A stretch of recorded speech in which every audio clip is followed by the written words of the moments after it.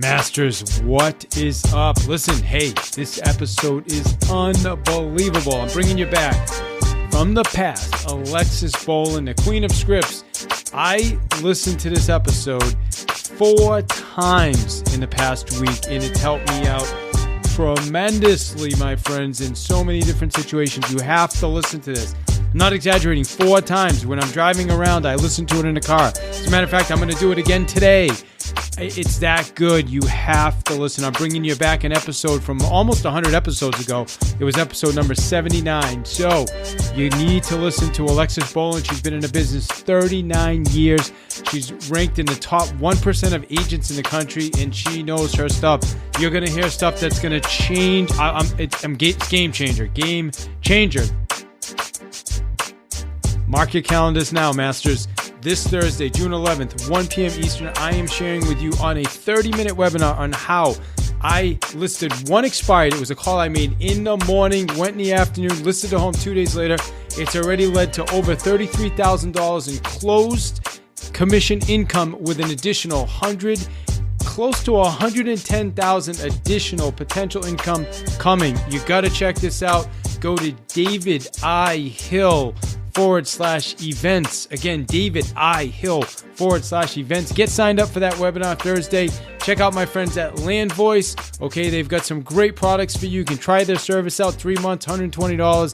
Go to landvoice.com/path to mastery. And finally, my friends at Vulcan7. Vulcan7.com/path to mastery. My friends, enjoy Alexis. Get ready for one more sale, inspiring you with ideas through powerful and engaging interviews with top performers of their field. Now, join us as we discuss techniques and strategies of the coolest and most successful people on the planet.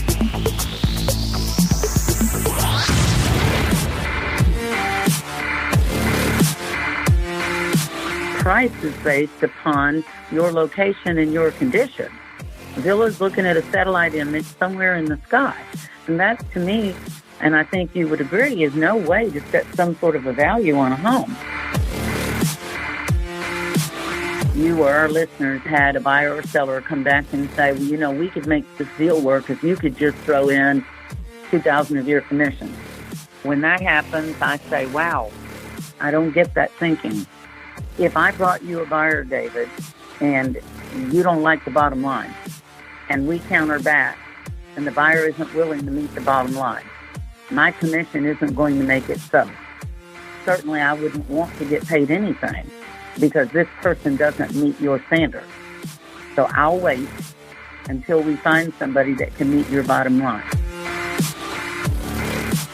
What up, Masters? Welcome to another episode of Path to Mastery. Went out there, guys. We found you somebody that's been in the business for, 39 years in the real estate business. That is amazing. I mean, the majority of my listeners, I maybe aren't even half of that in age, never mind in the business that long. So anyway, she knows her stuff.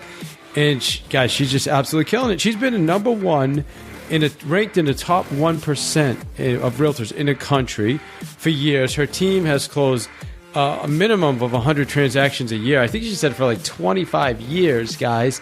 I mean, she's just absolutely awesome. And she's going to talk to us about how to, connect with your clients, have real conversations. Not, and the more you listen to this interview, you're going to see that she doesn't waste time. I mean, for her, there's an expectation that's set. And if the buyers don't want to step up to that expectation or fulfill that expectation, then she just doesn't work with them. And she's direct. She tells it the way it is. And I just think she's awesome. So if you want to learn how to get your offers accepted, guys, listen, I mean, this is right now probably one of the biggest challenges we're all dealing with is getting our offers accepted and dealing with wishy-washy buyers and sellers for that matter. She just gives us the tool. So Alexis Bolin, a.k.a. the Queen of Scripts, is just crushing it on Path to Mastery. Thanks for joining us, Alexis. Thank you for having me. It's an honor. Honestly, I heard you on Pat Hyben's show Real Estate Rock Stars. And I said, wow, that lady was awesome. You were just amazing. And you were doing like role play with Pat. You guys were going back and forth. I referred to you as the queen of scripts. And some of the stuff you had was just brilliant. And that was when I said, I really need to get Alexis on the show. So again, appreciate having you. Well, thank you. It's my pleasure to help out a little bit and maybe help some other agents to get through some of the interesting objections we get from buyers and sellers. Absolutely. So a little bit about you. Again, 39 years in the business. You've closed over 5,100 transactions. You're ranked amongst the top 1%, I guess, of real estate agents nationwide. Is that, and you've closed over 100 transactions every year for 39 years or so? Well, not 39, but a long time. Got it. Okay, perfect. And you've just been doing big things. You're with ERA, so thanks for taking some time with us. And yeah, hey, I would say to you, first off, like 39 years in the business has changed, right, in the last 39 years. What would you say is one of the biggest changes to real estate? Well, I would say technology has brought most of the biggest changes to everything. Now things are so much easier. Back when I got a real estate license, if you wrote an offer on someone's listing, you had to actually carry the original offer to the other agent's office. And then if there was a counteroffer made, of course, they would have to carry it back to your office. So we were doing everything but chiseling out our offers on stone like the Flintstones back then. So I would say technology because the ease of doing business. And then, of course, our buyers are much more, and our sellers are much more empowered than they were before. Yeah, that is so true. I'm wondering, too, going back, I've been in the business for 13 years. So even 13 years ago, it was a bit different. We didn't have this much technology. But has the technology, it's changed the business quite a bit. And I think part of it is the way we interact with people and the way we connect with people. Do you see kind of more of a disconnect now than you probably saw in the past because of the technology? What's your thought on that? I see that mainly with younger people. They're so used to texting that they forget that this is a personal thing when people are buying or selling a house. And texting is okay if we're just passing along, hey, I want to show your listing between 2 and 4 tomorrow. But when we have important things to pass along, we need to be on the phone or we need to be eyeball to eyeball. And I feel that technology is causing our younger generation, and I say this because I'm 72 and I have a 31-year-old granddaughter and a 16-year-old granddaughter, that the communication skills of our younger people are not what they should be because of it. Well, that's why I brought that up, and I think we see a lot more these days. Unfortunately, agents will submit an offer, and the next thing you know, you got a text, and you're trying to go back and forth via text or email and negotiate an offer, and then everything's based on perception, right? If the buyer's agent's having a bad morning, he could completely misread a text message and then a deal falls apart. Something you said on Pat's show, I don't know if, I think it was you mentioned it was along these lines, like the biggest challenge in real estate is I'm misquoting, but it was the agents, right? Like the biggest challenges buyers and sellers have are the agents. Yes. What was that? Tell us that again. I thought that was brilliant. The biggest issues we have with putting a sale together are between the two agents and not between the buyer and the seller, because the agents, at least one of them, maybe both of them, but at least one of them cops some sort of an attitude or has a preconceived notion about what the house should sell for or what the seller should leave with the house or vice versa. And they put their own personal information in there and they put their personality in. And when they get personality involved, a lot of times we don't get a sale together.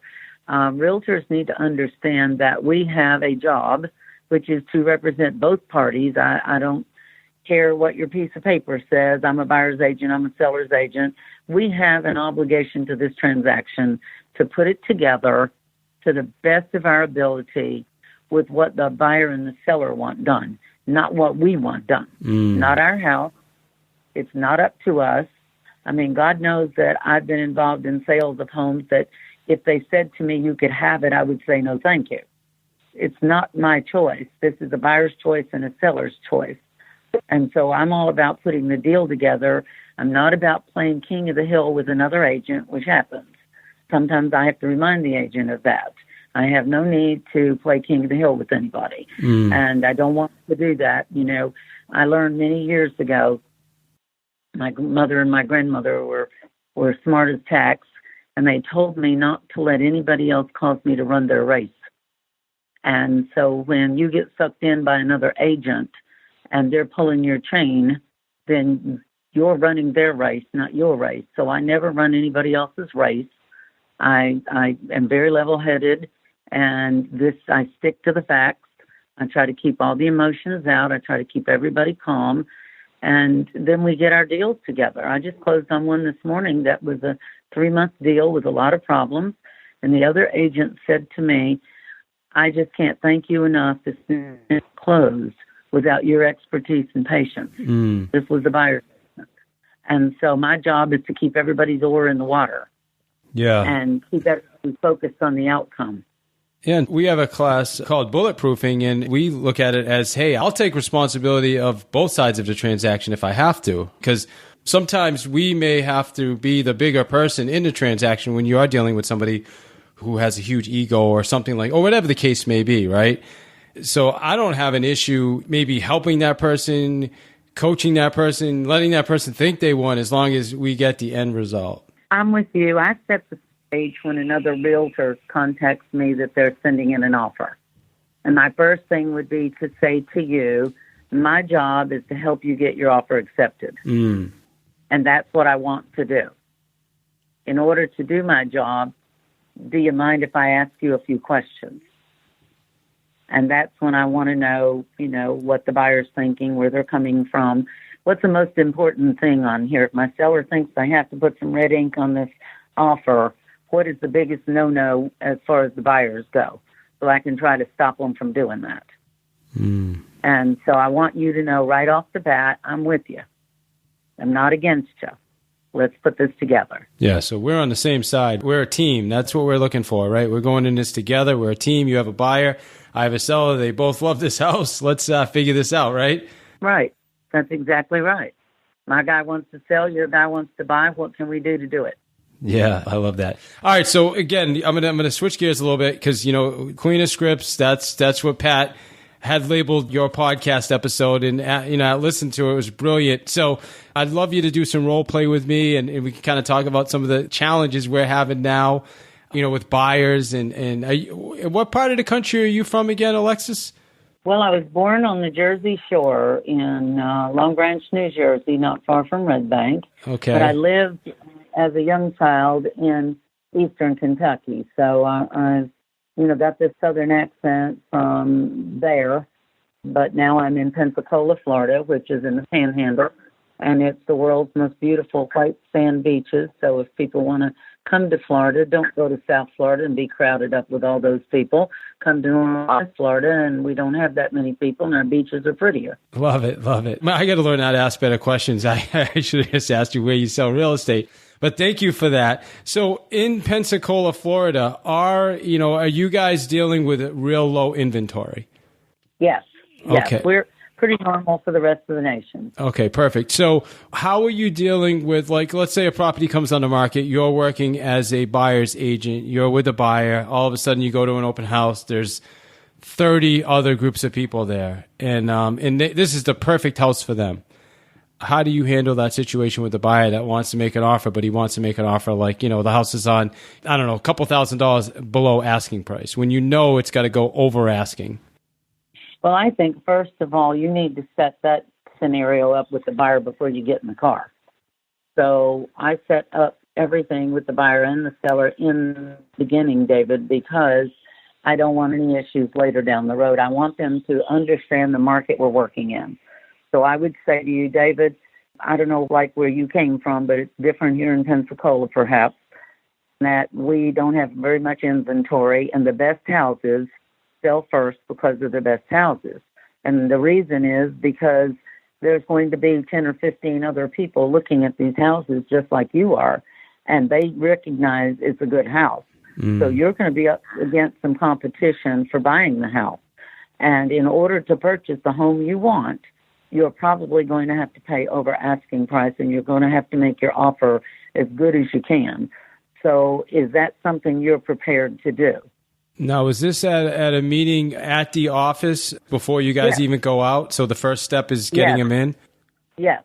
The first step is sitting down and talking about the market, asking you about your wants and needs, and discussing our market, telling you how things in Pensacola may be different than things where you come from, because, you know, you're coming from the land of apples and we're the land of oranges. And so although we may be all fruits, we're a little different.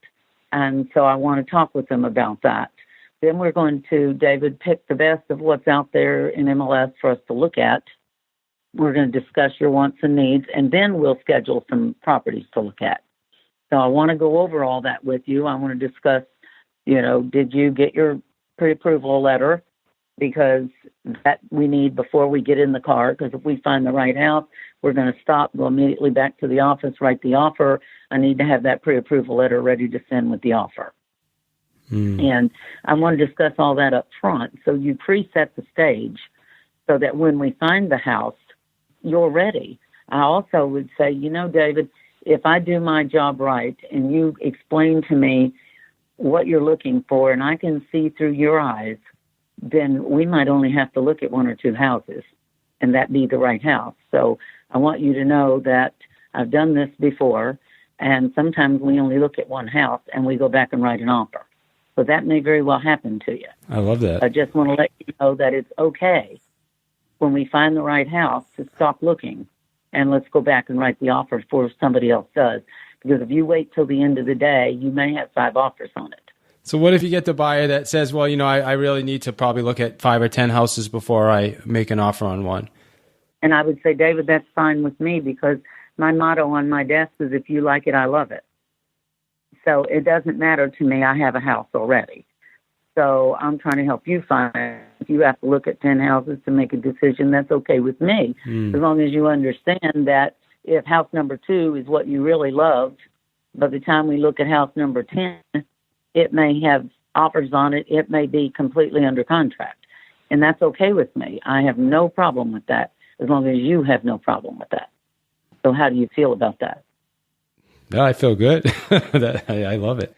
Yeah. So, okay. So now you go out, you found the house. It's the perfect house. There's 8 offers coming in.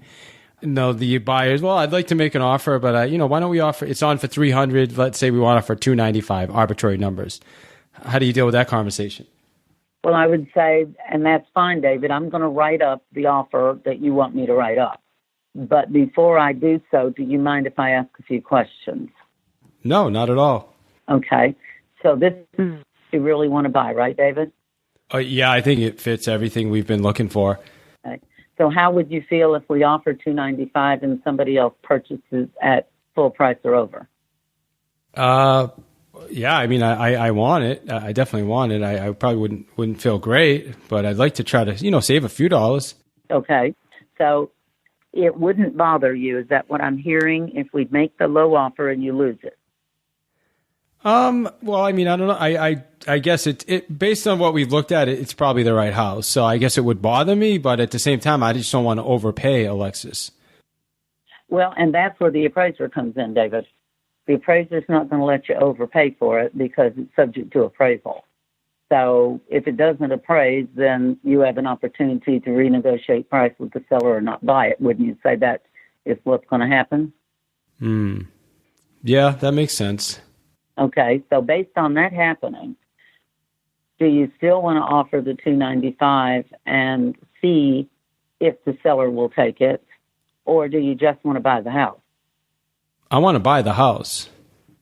Okay, so then wouldn't you agree that the only way to be assured of buying the house, or we hope to be assured of buying the house, is to go ahead and offer the seller the asking price, and then you're assured, perhaps, of getting the house if they don't get some other offers and bid the price up.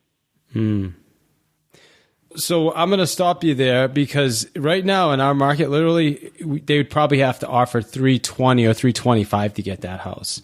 Okay. So how would you deal with that situation? So then I would say to you, remember, David, we talked before we ever went out to look. And I showed you in multiple listing that these houses are selling for 10 to 15% above the asking price. So if you go in at $295 on a $300,000 house, it's very likely, based on the history we see of the way sales are going in our area, that you're not going to buy it. So you may only have one good shot at buying this house. And that means that you're going to have to go up in your price in order to buy the house. And so likely right now there's other agents writing buyers, and they're telling their buyer the same thing. Only one of you is going to buy the house. That's the person that gives the seller the best price and the best terms. So if it were me and I wanted to buy this house, then I wouldn't go in under price. I'd go in over the price based upon what our average is in multiple listing, and I'd go a little bit over that if it were me. But it's not me, it's you. So if you want to buy the house, are you comfortable with doing that? Well, what do you think I should offer? Well, it looks as though houses in that neighborhood and houses that are like the one you're looking at, they've been selling for $20,000 over the asking price. So it looks to me like that's probably going to have to be. In fact, you may have to be at $325 just to be the one to get it. How do you feel about that? I don't know. I mean, that seems like a lot for, it's on at $325. I don't know. You see, that's up to you, David, not up to me. I mean, we will offer anything you want to offer as long as you understand there are other people making offers and you may not get the house, and it'll be okay with you if you don't get it. Okay. I love that question. You asked me that before, too. It'll be okay. It's more of a statement, I guess, than a question, but it'll be okay if you don't get it. So what if I said... Well, David, can I interrupt you a moment? Yeah, absolutely. It's always a question. It's never a statement. You notice how I ask you questions. Everything is a question. Would it be okay with you if you don't get it? Will you be okay with that? Yeah, got it. Okay, yeah, you're right. Because what I'm causing you to do is make the decision, not me. What I'm saying to you is it doesn't matter to me. I'm here to help you. Okay. I'm going to do whatever it is you decide to do. All right. But I want you to consider the outcome and tell me if you'd be comfortable if that were the outcome. So what if I say yes? Yeah, you know what? If I miss it, then hey, I guess we'll keep looking. Well, how would you handle that conversation? Then I would tell you, David, at this point, just make your highest and best price. If we don't get it, we don't get it. Okay. And do you use that as like a learning experience, or where do you go from there? If they offer $300 and obviously it's going to go for $320, then what? Well, it will be a learning experience to them. A lot of times they don't trust the agent, although you feel like you've got their trust. A lot of times they don't. I shouldn't say they don't trust the agent. They just don't quite believe it because they haven't had the personal experience. So it's kind of like a child. You've just baked something in the oven. The oven door is hot. The kid is on their way to the oven door, and you say, "Stop! Don't touch that. It's hot."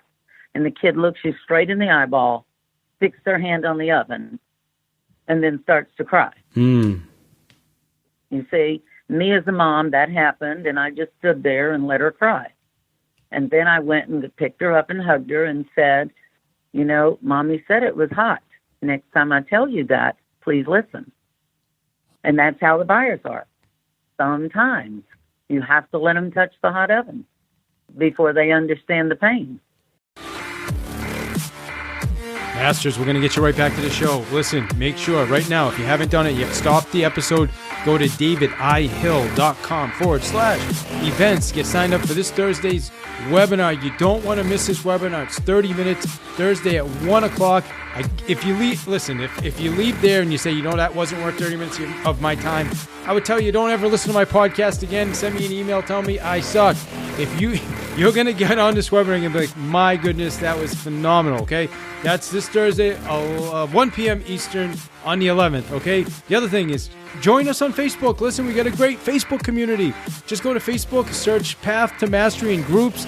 I'll get you into the group. We got a great group. We got a lot of good things happening there. So join us on Facebook. Facebook. Just find a Path to Mastery group. We'd love to have you in the group.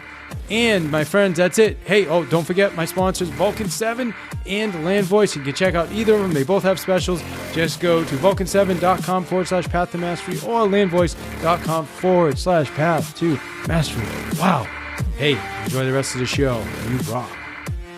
All right, so let's go on a seller side now, Alexis. Let's talk about getting a seller now that's willing to list the house at the right price. And right now, reality, I mean, geez, we just listed one at $416. We got $419. Because the seller listened. We listed one at $269. We ended up with $285. So how do you deal with the seller who's like, well, the houses in my neighborhood are selling for blah, blah, blah, and they're looking to list at 5 to 10% over price? Well, I would say, David, you have a choice. You can either price the house to sell or price it to sit, and the choice is yours. If you price the house to sell, people will pay you what you're asking for. They will give you the best favorable terms possible. They will let you be king of the hill in the transaction. You will have no buyer jerking you around about nitty things.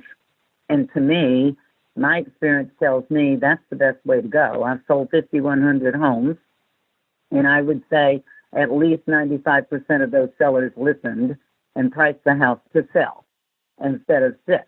And so we've gotten full price or more than full price for it.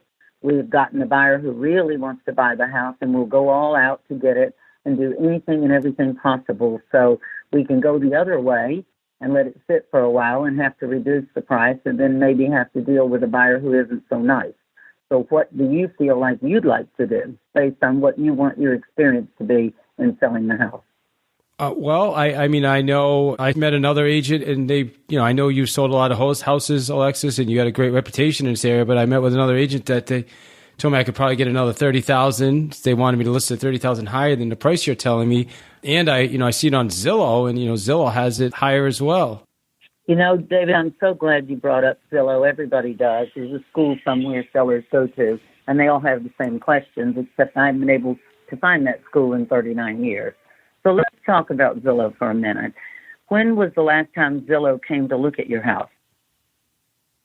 I don't know. What do you mean? What do you mean? Look at my house? Has Zillow ever been in your house? No, they haven't been in the house, but I think they know the neighborhood and stuff. Has Zillow got a representative in your area that goes and looks at the neighborhood? I don't know. It's a good question. I don't know. I didn't really think of that. I'm not sure.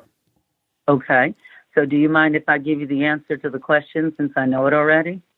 Yeah, sure. Okay. Zillow doesn't come and look at anybody's house. Zillow's looking at a satellite image, and they've never been in your house. Zillow was the person to set the value on the house.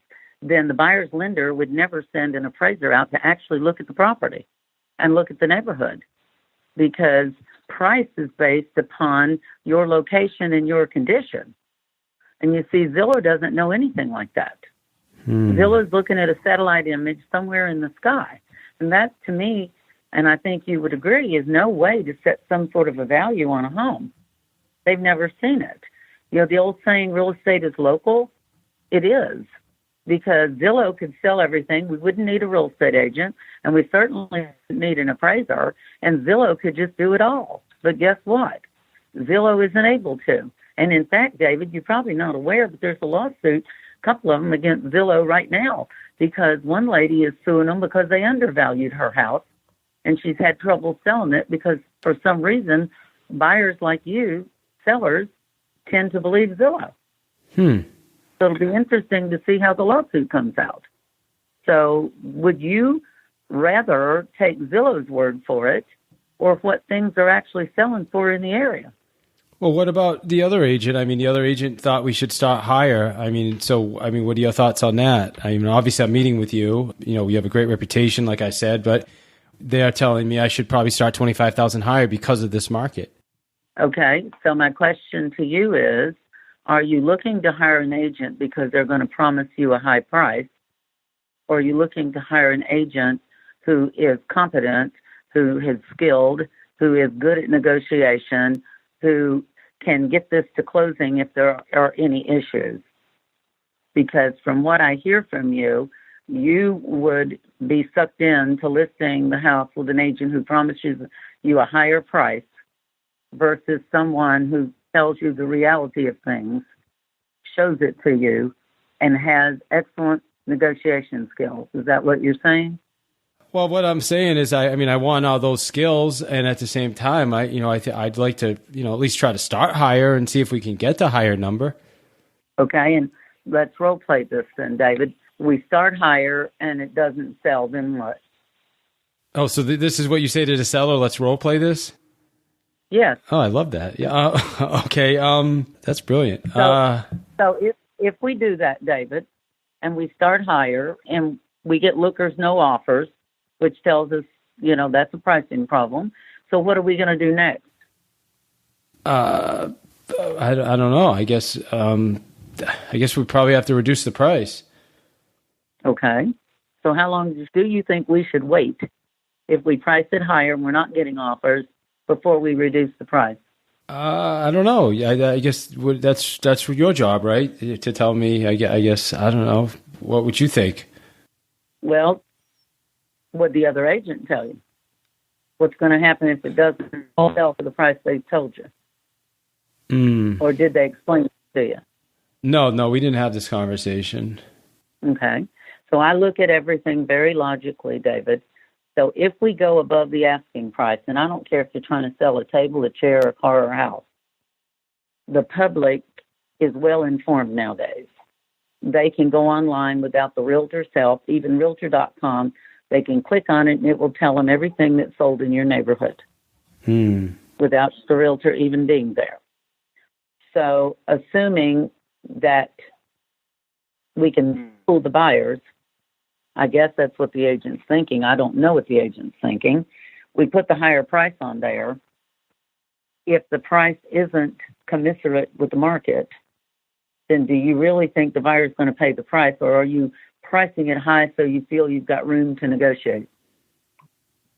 I really hadn't thought about that. I mean, I'd like some room to negotiate, but I don't know. I really hadn't thought about that.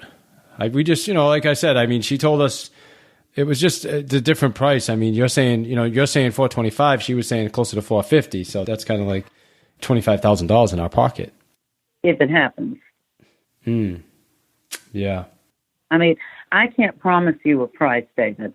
That other agent must know something more than I do. My crystal ball's in the shop. I can't promise you we're getting up in the morning. Wouldn't you agree? I guess. I mean, I hope so. So would you go along the lines of, how did that agent come up with that price? Or did they explain to you like how they came up with the price? You know what I mean? Or did she give you comps or anything like that? I would ask what comps they use. Are they different than what we're looking at here? Are they from another neighborhood? So what comps did they use? Did they leave you anything that we could look at and compare with? Okay. That's where I would go with it. What comps did they pull? If we pull the wrong comps, we get the wrong price.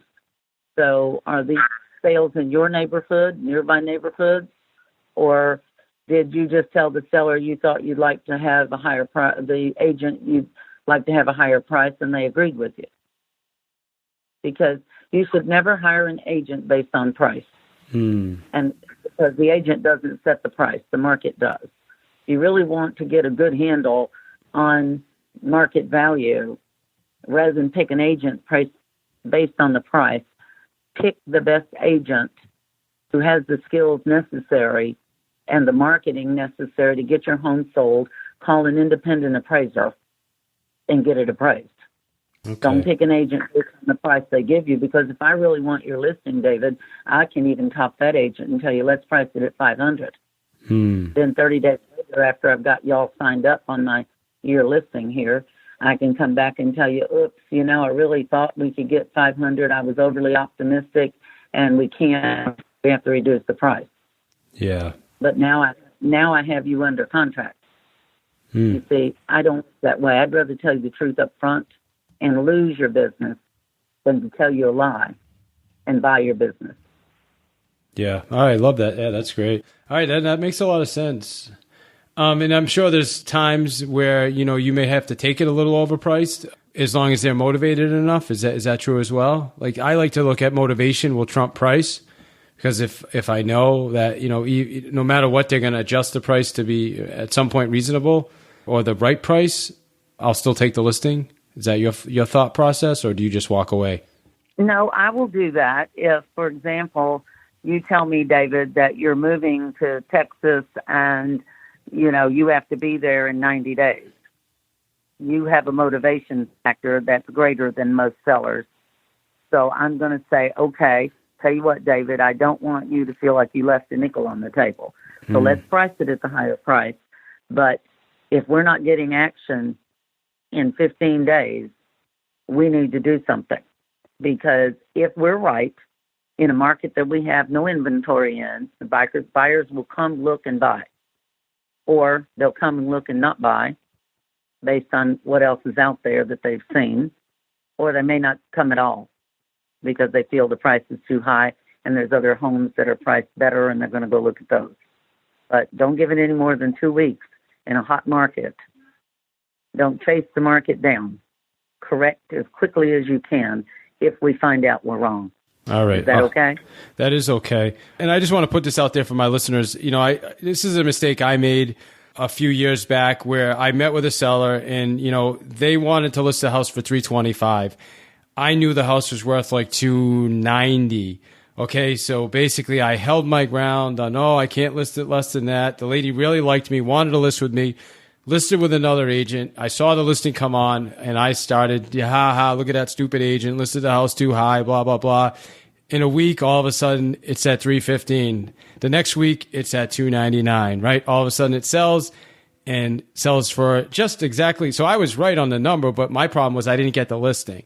And the reason I share that with everybody is because I really want everybody to get that motivation trumps price. So if you, like you said, Alexis, you got a client, they need to be in Texas in 90 days. Well, hey, then you can dance with them a little while. But here's the other thing I would do. I'd go a step further. I would print out that MLS, and that would be part of my listing packet that I had with me, because I carry stuff with me that whatever the occasion arises, I can pull it out and say to you, David, this happened to another seller who got sucked in by the offer of a higher price by another agent. So I want to show you in MLS what happened to that house. I love that. That's great. Is that what you'd like to happen? That's and you brilliant. can find tons of them in MLS like that. Oh, yeah. Because, I bet you if she would have priced it at $300, it probably would have sold for $300, but she ended up with like $285. So I'll bet you, David, if you had priced it at $300, you'd ended up with at least $305 because you'd have had multiple bids. It's a few years back, so possibly not. But anyway, I get what you're saying. So I want to listen. We had a conversation the other day about scripts, and I got your take on scripts. My take's a little bit different. But I mean, obviously, you are very fluid with your conversation. You've been doing it a long time. You know what to say. For you, it's more. You said it's more like an intuitive thing, right? Like where I said it's more like practicing scripts. I'm not saying there's a right way or a wrong way, but I think for most of us, I guess what makes you really good, before we even answer that, go there. Like, why would you say you're really, really good at having these conversations? Well, I'm able to kind of read the other person, even if I'm only on the phone, because there's a lot to what you say in the way you say it, the way you answer the questions that tells me about you. And that causes me to answer accordingly. So I would say not only should people learn scripts and dialogues, and if you need to memorize them, there's nothing wrong with that. We had to learn to, recite the Pledge of Allegiance when we were kids. So there's nothing wrong with that. There's no wrong way to do things. The problem is people don't do it, period. So they need to memorize them. They also need to study personality styles, so that they can tell when they're talking to someone what their personality style may be. And then they can answer accordingly. Because if you are abrupt with certain individuals or short with them, you hurt their feelings. But if you're working with a driver-type personality, that's what they want. Get me to the bottom line. Don't fluff nothing for me. Cut to the chase. I'm busy. Let's get her done. So you've got to know who you're talking to, because all the scripts in the world won't work if you haven't figured out this person. So you've got to be able to do that. And I was a waitress 18 years, David, before I went into real estate. So I've been in the people business my entire life. You just have to learn to read body language when you're with them, when you're on the phone with them, the voice inflection, the way they answer their questions, what they say tells you a lot about them. You can tell instinctively, once you know that, what to do. And that works for me. Okay. Well, obviously you're really, really good at it, and you've been really, really effective with it. So what would you say is the biggest mistake probably you see most agents making when it comes to this? We'll call it influence, right? Influencing people to make the right decisions, or helping people make the right decisions. Putting their own personality in it. That's the biggest mistake they make. They overlook what's best for the client. And they think about what they would do instead of what should be done based on this situation. We need to be more objective, and we're not. We get involved. We get all wrapped up in the personality of what's going on. So I will tell you that the sooner you can let go of the outcome, the sooner your income will go up. And what do you mean by that? Masters, we're going to get you right back to the show. Listen, make sure right now, if you haven't done it yet, stop the episode, go to davidihill.com/events. Get signed up for this Thursday's webinar. You don't want to miss this webinar. It's 30 minutes, Thursday at 1 o'clock. If you leave there and you say, that wasn't worth 30 minutes of my time, I would tell you, don't ever listen to my podcast again. Send me an email, tell me I suck. If you're going to get on this webinar and be like, my goodness, that was phenomenal, okay? That's this Thursday, 1 p.m. Eastern on the 11th, okay? The other thing is, join us on Facebook. Listen, we got a great Facebook community. Just go to Facebook, search Path to Mastery in groups. I'll get you into the group. We got a great group. We got a lot of good things happening there. So join us on Facebook. Well, I'm not tied to the sale in any way. I'm not emotional about it. I'm not tied to the sale. I want to help you, David. But I have to know that you're willing to help yourself. Because if you're not willing to help yourself, if you don't want it more than I do, then I can't help you. So how many times have you or our listeners had a buyer or seller come back and say, well, we could make this deal work if you could just throw in, $2,000 of your commission. Ever happened to you? Yeah, definitely. Okay. So when that happens, I say, wow, I don't get that thinking. I really don't. So if you don't mind, David, I'm going to share my thoughts on that since you asked me a question. Is that all right? Yeah, sure. Okay. If I brought you a buyer, David, and you don't like the bottom line, and we counter back, and the buyer isn't willing to meet the bottom line, my commission isn't going to make it so. This is not your buyer. Well, I say throw them back, just like fishing. Some of them are keepers and some of them aren't. And we move on to the next person, because our listing agreement says we get paid when we find you a buyer ready, willing, and able to the terms you set. Certainly, I wouldn't want to get paid anything because this person doesn't meet your standards. So I'll wait until we find somebody that can meet your bottom line. So what do you want to do? Yeah, all right. Well, so why don't we just take this offer and move on? All right. That's good stuff. Exactly what happens. Yeah. That's exactly what happens, because to me, that's an insult. I mean, I don't tell them that, but you can tell by my answer it is. But what I went back to you with was something perfectly logical. Yeah. My commission is not going to make this sale. I can throw in the commission, David, and this guy who won't do what is necessary in the first place to buy this house is going to be a patootie all the way to closing. And personally, I don't want to work with somebody like that, and I don't think you should either, but that's up to you. But my commission isn't all about this sale. That's what I get paid after we perform, not before. Good stuff, yeah. David, God knows there was a time when I needed the money, when I was a single mom working 3 waitress jobs with no child support, no alimony back in the late 60s, and I worked 3 waitress jobs to feed and clothe us, and I never asked for anything from anybody. And when I really needed the money, I didn't do it. And you know what, David? God's been good.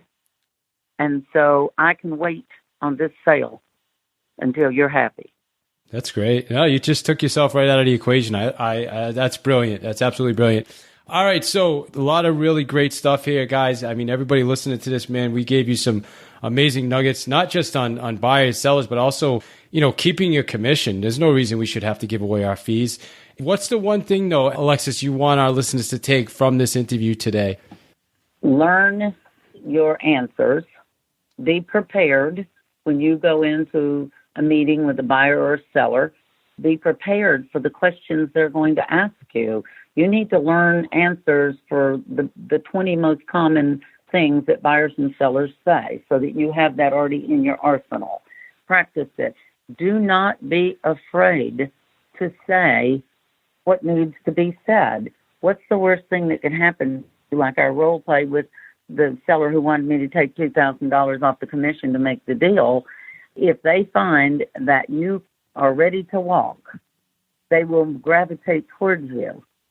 So when you are scared, when you are begging for something, you are in no position to negotiate. And you're certainly not in a position to negotiate for that buyer or seller. So you need to learn, you need to make them know that you're the best there is.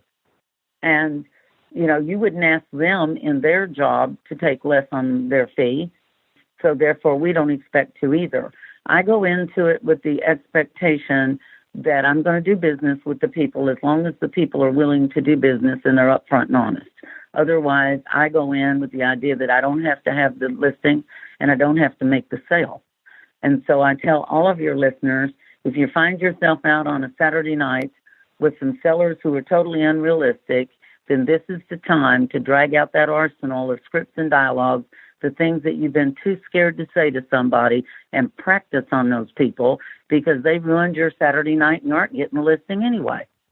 So the sooner you learn to speak the language that you need to speak, better off you are, the higher your income will go, and people will respect you. I'm all about telling the truth, being upfront with people, and here's what I find. People who are like me like me. There's enough people like you that will gravitate to you because of your honesty and integrity. And that's what I would say to the people above all else. Be honest and don't let anybody stamp on your integrity because that's all you've got. That's perfect. Perfect way to wrap it up, Alexis. For our listeners, you're in Pensacola, Florida. How do our listeners get in touch with you for referrals? All right. My cell number is 850-777-0275. My office is 850-478-5446. And my email is alexisera@AOL.com. Perfect. Hey, I just want to thank you for your time. It's been an absolute pleasure. Masters, I hope you enjoyed the show. Listen, before you jump to what's next, give me 45 seconds. Don't forget to check out our sponsors, Vulcan7.com. Guys, everything you need for your prospecting needs, everything. Go to Vulcan7.com/path to mastery. Also, get yourself a free audiobook on Audible. Just go to davidsfreebook.com. That's it. Go to davidsfreebook.com and get yourself just about any book on Audible.